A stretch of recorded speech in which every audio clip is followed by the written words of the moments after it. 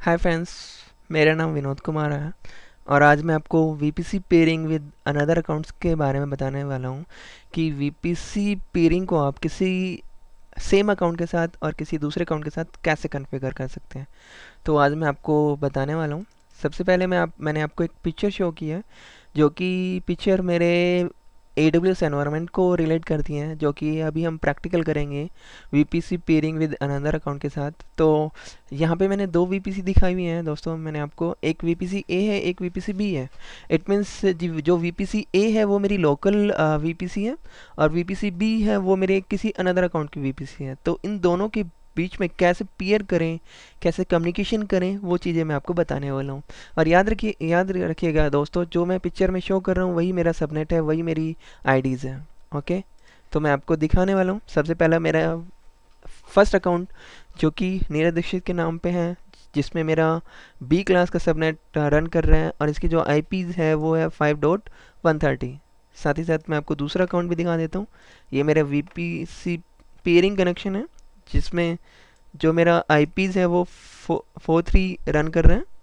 यहाँ पे अगर आप देखेंगे तो इन दोनों के बीच में कैसे पेयर करें, ये चीज़ें मैं आपको बताने वाला हूँ। तो सबसे पहले आपको मैं ले चलता हूँ वीपीसी पेयरिंग के अंदर, जो कि वीपीसी टैब के अंदर आपको मिलेगा। चलिए पेयरिंग कनेक्शन में चलते हैं, एक वीपीसी क्रिएट करते हैं, वीपीसी पेयरिंग। यहाँ पे दोस्तों वीपीसी रिक्वेस्टर पूछ रहे हैं। इट मीन्स आपकी लोकल वीपीसी जो कि है, जो कि मैंने यहाँ पे दो क्रिएट किए हैं। तो पिक्चर में मैंने 192 दिखाई हुई थी, तो मैं 192 लूँगा। और जो सी आई डी वैल्यू अगर आप देख रहे हैं तो 24 ही थी। साथ ही साथ अनदर अकाउंट पूछना, अनदर अकाउंट की आईडी पूछ रहे हैं। तो मेरे दूसरे अकाउंट की जो आईडी है वो ये आईडी है। मैं यहाँ पे इसे कॉपी कर लेता हूँ। साथ ही साथ ये मुझे वीपीसी एक्सेप्टर, इट मीन्स आपकी जो अनदर वीपी अनदर जो इंस्टेंस है उसको किस वीपीसी के साथ जोड़ना चाहते हैं, उसकी आईडी बताइए। तो चलिए मैं अब इनको मेंशन करने वाला हूँ कि किस वीपीसी के साथ इन्हें जुड़ना है। तो ये जो वीपीसीज हैं 5, मैं इस वीपीसी के साथ इसे जोड़ना चाहूँगा। देखिए सक्सेसफुल का मैसेज आ गया, ओके कीजिएगा। ये देखिए पेंडिंग जो रिक्वेस्ट है, ये पेंडिंग रिक्वेस्ट जब तक एक्टिव नहीं होगी, जब तक आपका दूसरा अकाउंटेंट या आप ये कह लीजिए दूसरा AWS अकाउंट इसे वेरीफाई नहीं करता। ठीक है, साथ ही साथ आपको एक काम भी करना है। रूट टेबल के अंदर आपको रूट डिफाइन करना है। याद रखिएगा जो रूट आप डिफाइन करेंगे वो दूसरी जो वीपीसीज की जो ब्लॉक है वो आपको डिफाइन करना है। तो देखिए मैं बताता हूँ आपको। यहाँ पे जाइएगा और यहाँ पे अगर आप जाएंगे तो ये जो आपकी जो सी वैल्यू है, आपको यहाँ पे ये पुट करनी है और आपको किस पेयर के साथ जुड़ना है। लाइक इस पेयर के साथ जुड़ना है, क्योंकि पेयरिंग मैंने इस नाम से दी थी। मैं इसे सेव करता हूँ। मेरे अकाउंट का यहाँ का काम ऑलमोस्ट ख़त्म हो गया। साथ ही साथ मैं दूसरे पेयरिंग कनेक्शन में जाता हूँ और देखिए यहाँ पे मैं देखता हूँ कि क्या मेरी कोई वीपीसी आई है या नहीं आई है। तो दोस्तों मैंने आपको जैसे कि बताया था कि ये वीपीसी टाइम लेगा रेप्लिकेट करने में। तो ये जो वीपीसी जो आईडी है, मैं एक बार इसे सर्च कर लेता हूँ, फिल्टर करके देखता हूँ कि क्या ये वीपीसी आई है या नहीं आई है। तो थोड़ा सा टाइम लगेगा, वेट कीजिएगा आप।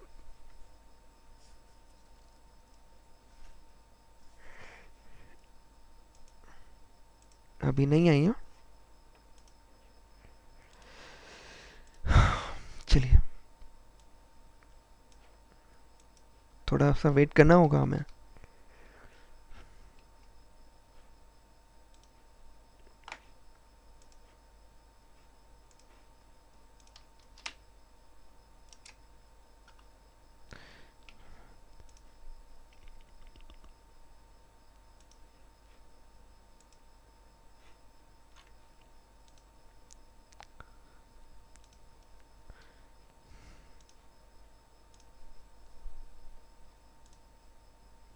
दोस्तों एक चीज़ याद रखिएगा, जब तक वीपीसी हमारी एक्टिवेट नहीं होती है, जैसे कि मैंने आपको दिखाया था 192.168.0.0/24, ये जो मेरी सी एडर ब्लॉक है वो किसी दूसरे अकाउंट की है। तो यहाँ पे अभी आपको सिर्फ आपका गेटवे ही शो हो रहा है। तो अभी आपको पीरिंग कनेक्शन का जो आईडी है वो शो नहीं हो रही है। वो इसलिए शो नहीं हो रही है कि ये जो हमारा अकाउंट है वो रेप्लिकेट नहीं हुआ है। चलिए, ये रेप्लिकेट हो गया है, आप इसे एक्सेप्ट कीजिएगा, ओके कीजिएगा, क्लोज कीजिएगा, रिफ्रेश कीजिएगा। देखिए, अकाउंट आपका एक्टिव हो गया। साथ ही साथ मैं जो आपको दिखाने वाला था, एड अनदर में जाइएगा, 192.168.0.0/24, और मेरी जो वीपीसी है अगर आप देखेंगे तो 2 वीपीसी आ गई है आपकी, VPC is ID, sorry. Okay, जैसे ही एक्टिवेट हो जाता है, अभी आपको कुछ नहीं करना है, आप एक बार कम्युनिकेशन करा के देखिएगा कि दोनों अकाउंट क्या आपके आपस में कम्युनिकेशन कर रहे हैं नहीं कर रहे हैं। तो चलिए मैं चेक करके देखता हूँ, पिंग करा के देखता हूँ 172.31।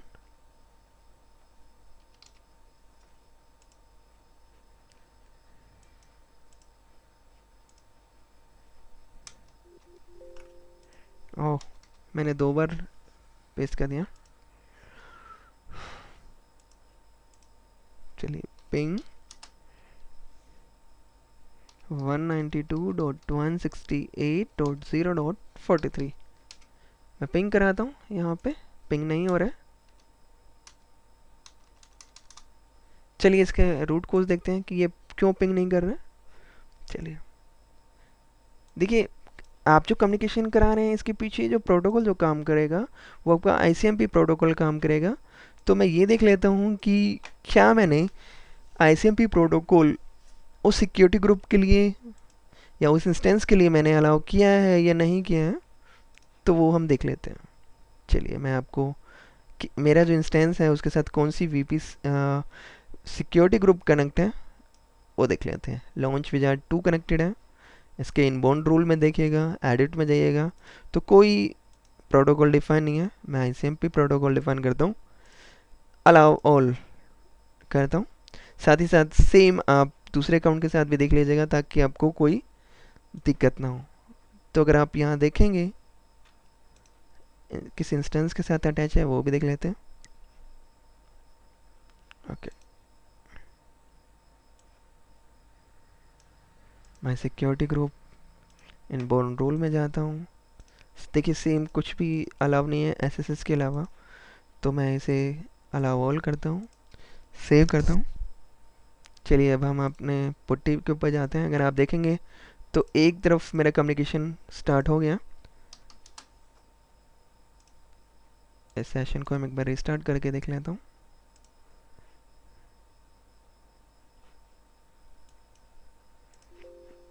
एक्चुअली ये थोड़ा सा हैंग हो गया होगा क्योंकि मैं काफ़ी देर से इस पर काम नहीं कर रहा था।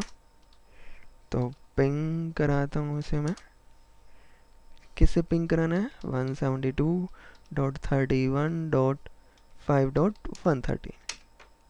तो देखिए देखिए, मेरी जो वीपीसी है वो क्रॉस पीरिंग के साथ काम कर रही है। इट मीन्स मैंने जो दिखाना चाह रहा था मैं वो दोनों अगर आप देखेंगे कंटिन्यूस पिंग कर रहे हैं। तो दोस्तों, ये मेरा प्रैक्टिकल था कि आप एक वीपीसी को किसी दूसरे अकाउंट के साथ कैसे कन्फिगर कर सकते हैं।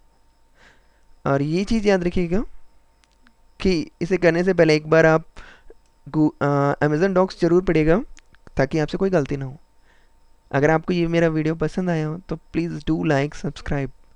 थैंक्स दोस्तों।